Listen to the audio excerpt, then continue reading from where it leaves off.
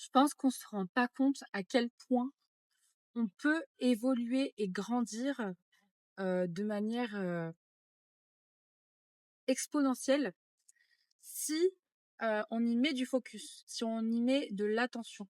Bonjour Rico. Et souvent, on s'en rend pas compte comme ça, en fait. Il faut faire un bilan, faut faire un point. Là, par exemple, en lisant mon carnet de notes et que je fais la rétrospective de où j'en étais à ce moment-là, de ce qui s'est passé, cette année, les années, l'année dernière et cetera, je me dis: «Non mais c'est fou à quel point j'ai évolué. À quel point ça paye de mettre du focus sur ce qui a du sens». Là, ce qui avait du sens à mes yeux, c'était de m'élever, de grandir, d'être dans cet esprit de croissance. Et je me rends compte que ça paye. Parce que même si là, parfois, je doute encore, ça m'arrive encore de douter, de me dire, non, mais en fait, je suis pas encore au stade que j'aimerais vraiment, etc. Et donc là, t'es pas dans la bonne énergie, t'es en mode, enfin, c'est ce que je m'aperçois, je suis pas dans la bonne énergie quand je suis comme ça. C'est comme si je suis même pas déjà reconnaissante du chemin parcouru, alors qu'on revient de loin. Non, mais il faut faire un point.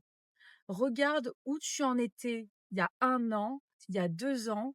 Regarde simplement tes pensées, des pensées que tu notais, hem, ce que tu voulais mettre en lumière, qui t'étais à ce moment-là. À chaque fois, je me rends compte que tout ça, c'était pas en vain, qu'il y a eu du progrès, qu'il y a eu du changement et que ça se fait pas en un claquement de doigts pour tout le monde et par rapport à où tu en es. J'ai dû encore, aller voir beaucoup de traumatismes, des ombres, des peurs, des doutes. J'ai dû m'y confronter, vivre des moments down. Il faut se confronter aux facettes qu'on réprime, à ce qu'on renie en soi. Il faut se confronter à tout ça et il faut l'accepter. Tout ce que je pensais, dégager de chez moi, tout ce que je pensais, vraiment néfaste, moche, pas du tout aimable. En fait, souvent, maintenant je m'aperçois que c'est aussi ce qui me rend unique, que c'est aussi ce qui me permet d'être moi, et c'est aussi parfois ce qui peut me sauver de certaines choses. Donc en fait, il n'y a pas de véritablement de choses mauvaises en toi à réprimer. Encore une fois, c'est à doser, hein. Si tu fais du mal aux gens, enfin on parle pas de ça. Là, c'est vraiment, je sais pas, des choses en toi que tu réprimes, que tu as honte, que tu as peur de montrer. En fait, c'est ta force. Donc le fait de m'en apercevoir aujourd'hui,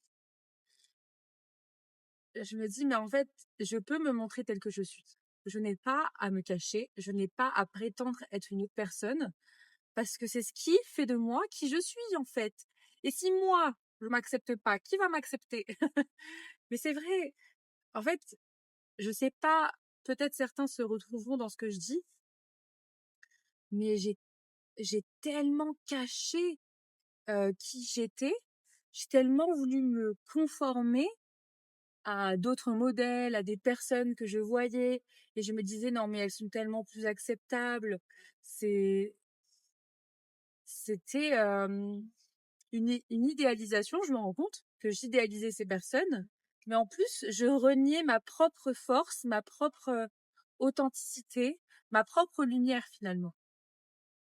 Parce que ce qui fait de toi, cette personne unique, c'est toutes tes facettes.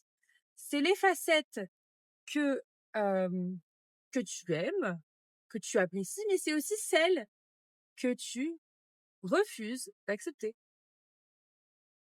Donc, si toi aussi tu es sur ce chemin d'acceptation et d'amour de soi, parce que tu te rends compte que finalement c'est essentiel, c'est primordial avant de vivre n'importe quel amour, de pouvoir te développer de n'importe quelle façon, tu as besoin finalement de t'accepter et de t'apporter ce soutien, cet amour inconditionnel. Et même si parfois tu vas pas t'aimer, ou peut-être que tu vas moins t'aimer que d'habitude, c'est OK. Quand tu mets de la conscience dessus, encore une fois, c'est vraiment mettre de la conscience sur nos actions, sur nos pensées, sur nos schémas, sur nos habitudes. C'est ce qui va définir ton ton levier de croissance, en fait, j'ai envie de dire.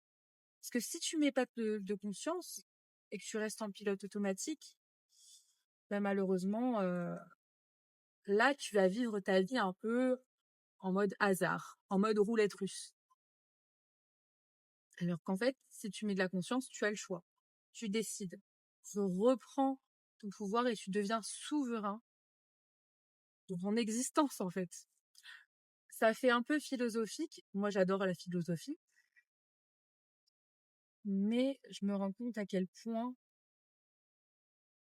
ce cheminement, ce que je peux expérimenter, ça peut être précieux et ça peut changer la donne.